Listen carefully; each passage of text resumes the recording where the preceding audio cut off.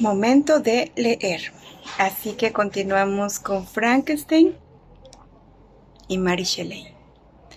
Dice así: la salud de mi madre y también la serenidad espiritual de que había hecho gala en otros tiempos fueron quebrantadas por las terribles desgracias soportadas. En el transcurso de los 2 años anteriores a su matrimonio, mi padre poco a poco había renunciado a todos sus cargos públicos y tras la ceremonia la pareja buscó el suave clima de Italia y el cambio de ambiente y paisaje que proporciona un viaje por ese maravilloso país.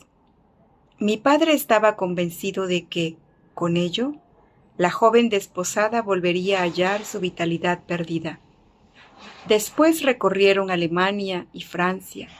Yo nací en Nápoles y, ya de niño, solía acompañarles en sus viajes. Durante muchos años fui su único hijo y, a pesar del cariño que mis padres sentían el uno por el otro, parecían extraer los inmensos tesoros de afecto y cariño que me prodigaban de una inagotable mina de amor. Las tiernas caricias de mi madre, la feliz sonrisa de mi padre cuando me miraba, fueron mis primeros recuerdos. Yo era su juguete y su Dios, mas todavía su hijo, la débil criatura inocente que el cielo les había entregado para que le enseñaran el bien y que sólo ellos podían dirigir hacia la felicidad o el sufrimiento, según cómo llevaran a cabo sus deberes de padres.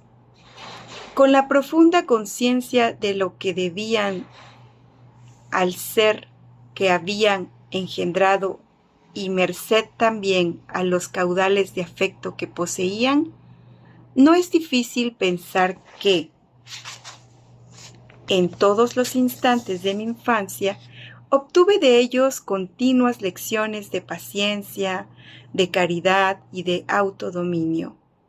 Me educaron con tanta dulzura que solo recuerdo de aquel periodo una continua sucesión de instantes felices. Durante largo tiempo, tan solo tuvieron que ocuparse de mí. Pese a que mi madre deseaba ardientemente una hija, yo seguía siendo el único fruto de su matrimonio. Cuando tenía casi 5 años, pasamos una semana a orillas del lago Como. Debido a su buen corazón, mis padres hacían frecuentes visitas a hogares necesitados.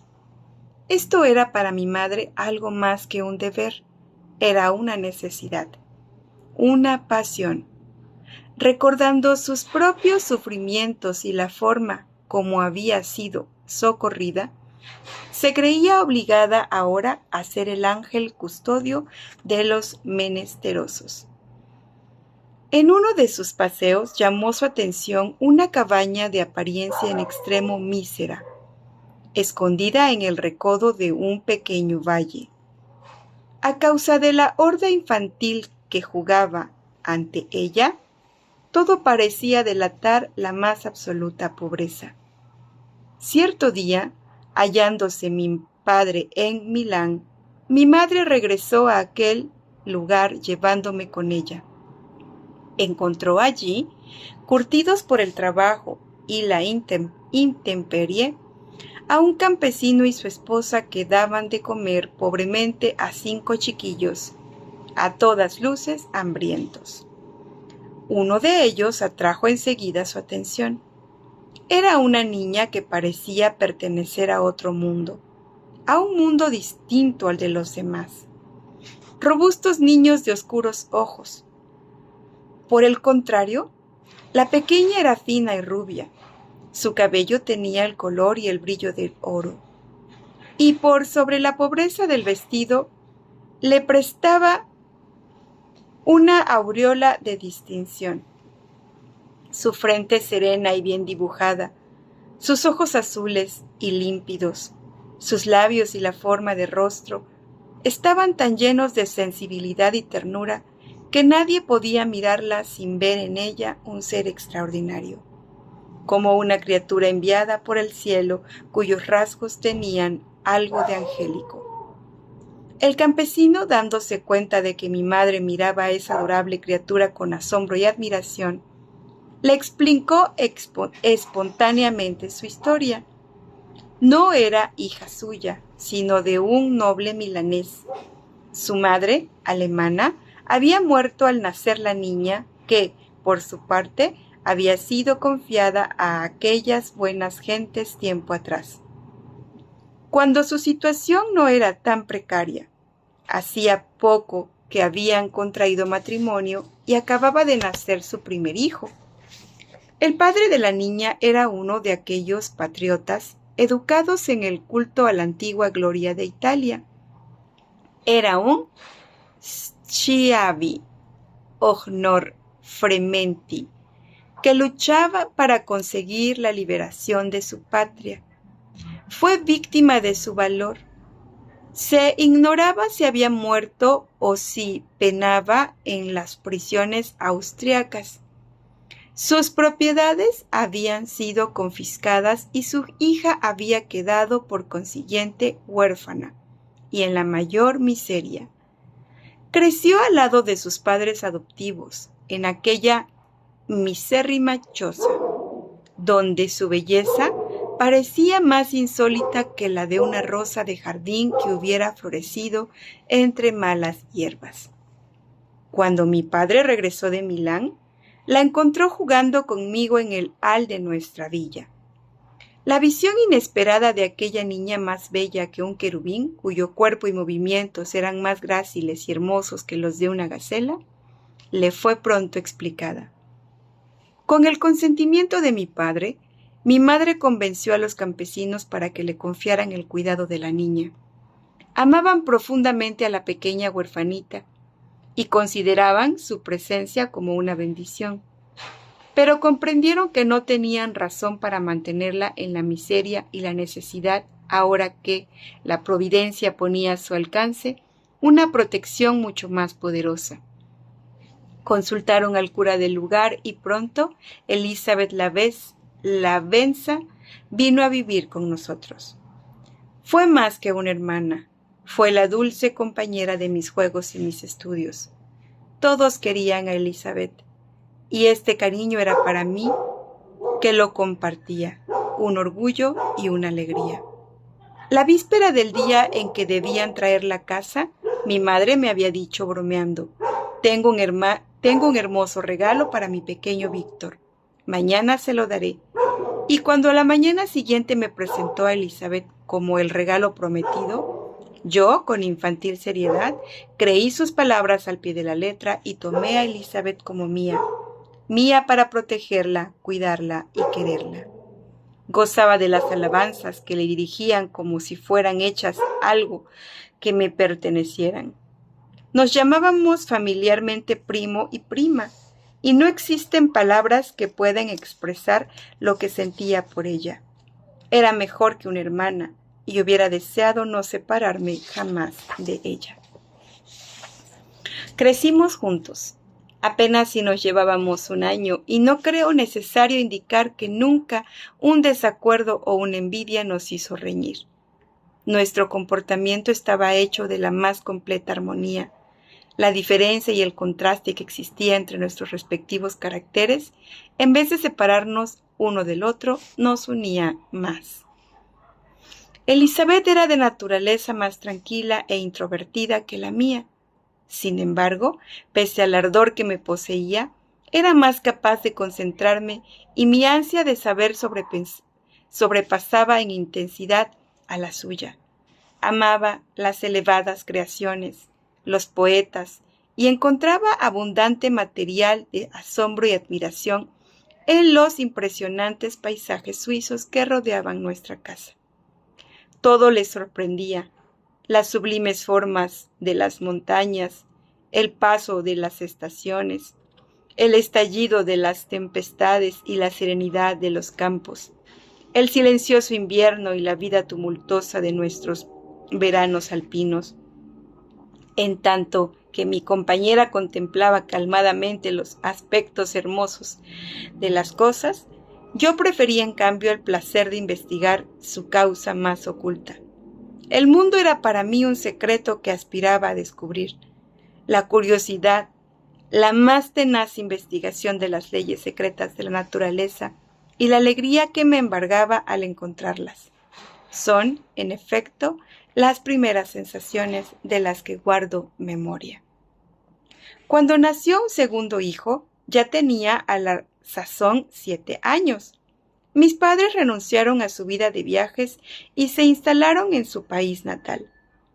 Poseíamos una casa en Ginebra y una villa campestre en Belle-Rive, a la orilla este del lago, aproximadamente a una legua de la aldea. Vivíamos perfectamente en esta propiedad campestre y la existencia de mis padres transcurría en absoluto aislamiento. Yo prefería también evitar la muchedumbre para consagrarme por entero a unos pocos seres. Por lo general, mis compañeros de colegio me resultaban muy indiferentes, pero, sin embargo, sentía hacia uno de ellos una gran amistad. Henry Clerval era hijo de un comerciante ginebrino, excepcionalmente dotado y dueño de una fértil imaginación. Adoraba el peligro, la iniciativa y la lucha. Se apasionaba con las novelas de capa y espada y componía cantos heroicos.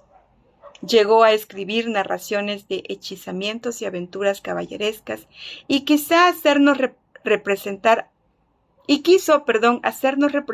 algunas obras cuyos personajes estaban inspirados en los héroes Roncesvalles, los caballeros de la tabla redonda, el rey Arturo y los guerreros que derramaron su sangre en las cruzadas luchando por la liberación de los santos, lugares en poder de los infieles. Ningún ser humano hubiera podido gozar de una niñez más feliz que la mía. Mis padres eran bondadosos e indulgentes y nosotros comprendíamos que, lejos de ser unos tiranos que nos sojuzgaran con sus antojos, resultaban los dispensadores de todas las alegrías que tan a menudo disfrutábamos. Cuando veo a otras familias me doy cuenta de la inmensa fortuna que tuve en mi infancia y una inexplicable gratitud se une a mi amor filial. Algunas veces mi carácter era violento y mis pasiones vehementes, pero gracias a cierta peculiaridad de mi espíritu, aquellos arrebatos, en vez de orientarse a fines pueriles, hallaban su expresión en el deseo de aprender todo cuanto me fuera posible. Debo admitir que ni las sutilezas de las lenguas extranjeras, ni los principios de gobernar, ni cualquier forma de política tenían para mí el menor atractivo. Eran los secretos del cielo y de la tierra los que quería abrir, y tanto si me interesaba por la sustancia exterior de las cosas, como si lo hacía por el oculto de la naturaleza o por el misterio del alma humana, mis investigaciones estaban siempre encaminadas hacia la metafísica, o, en su expresión más elevada, hacia los secretos físicos del mundo. Durante aquel tiempo, Clerval se interesaba, de cierta forma, por las relaciones morales de las cosas.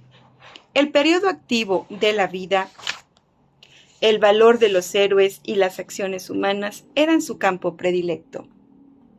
Deseaba convertirse algún día en uno de aquellos hombres cuyos nombres son perpetuados por la historia como valientes y osados benefactores de la humanidad.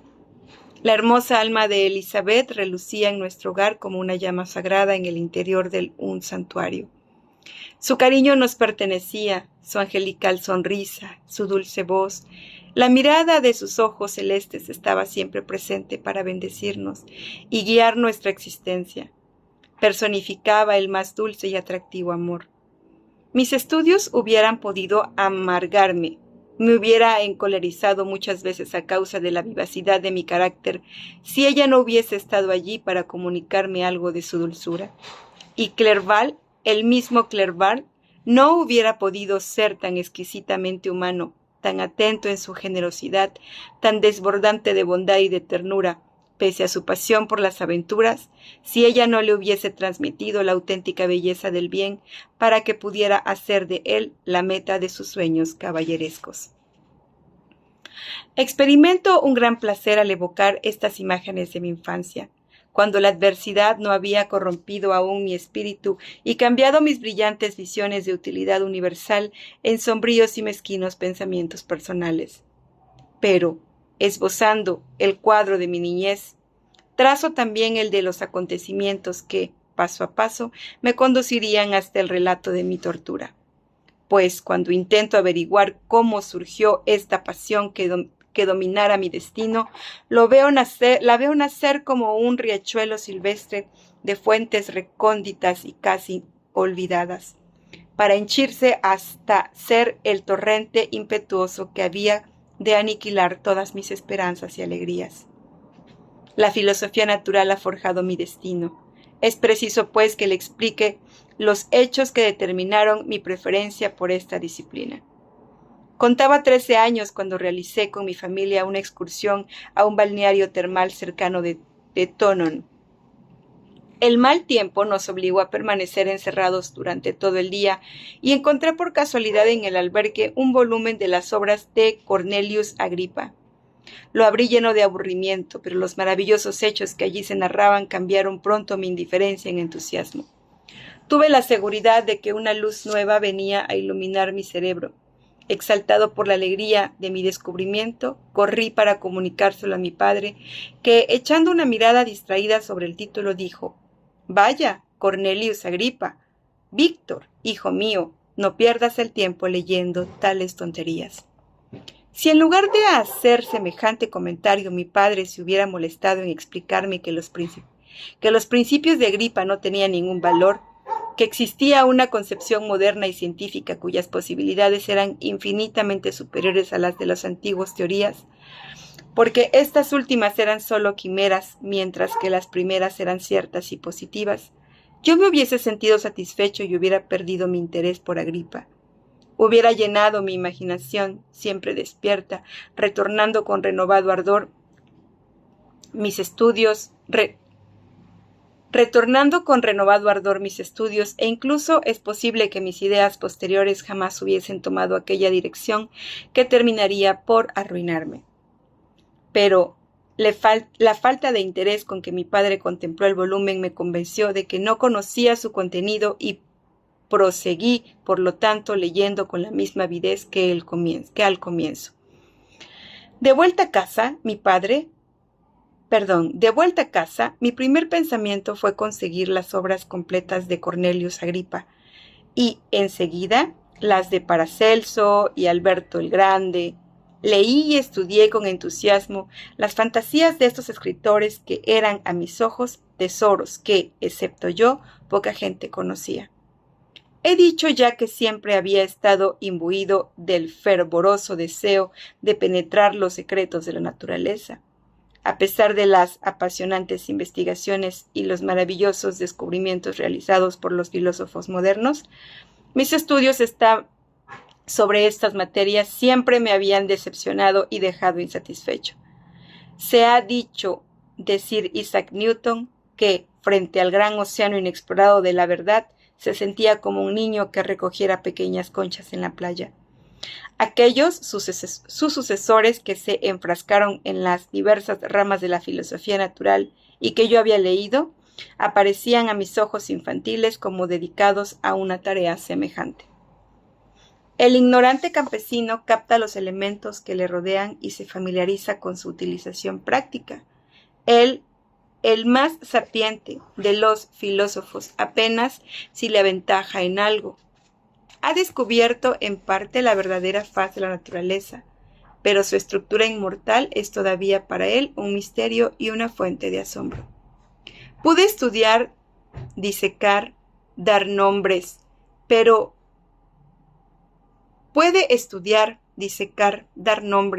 es incapaz de deducir una sola de las causas últimas. Ignora por completo las causas de su estado secundario y terciario. Contemplé las murallas y los obstáculos que parecen estar destinados a impedir que los hombres penetremos en el reducto de la naturaleza, y en mi ignorancia desesperé prematuramente. Pero he aquí que hallaba en estos libros a unos hombres que lo habían logrado antes que yo, y cuya sabiduría era mucho mayor que la mía. Acepté sin reservas lo que afirmaba y me convertí en su discípulo.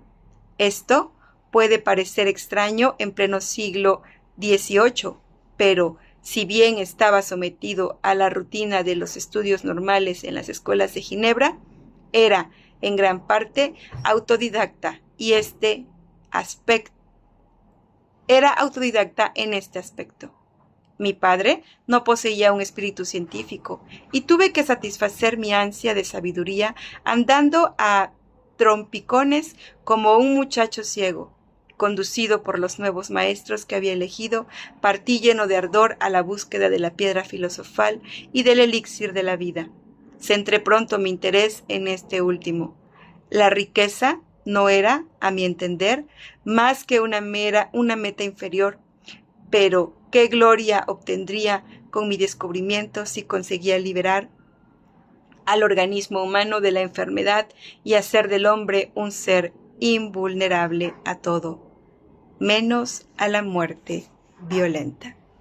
Y bueno, me pasé un poco, pero hasta acá dejamos la lectura de hoy. Hasta la próxima.